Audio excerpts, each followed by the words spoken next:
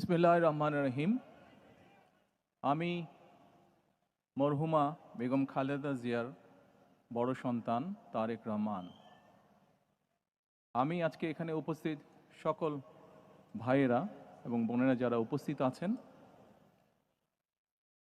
মরহুমা বেগম খালেদা জিয়া জীবিত থাকাকালীন অবস্থায় যদি আপনাদের কারো কাছ থেকে কোনো ঋণ নিয়ে থাকেন, দয়া করে আমার সাথে যোগাযোগ করবেন।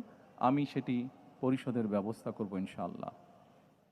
একই সাথে উনি জীবিত থাকাকালীন অবস্থায় ওনার কোনো ব্যবহারে, ওনার কোনো কথায় যদি কেউ আঘাত পেয়ে থাকেন, তাহলে মরহুমার পক্ষ থেকে আমি আপনাদের কাছে ক্ষমা প্রার্থী।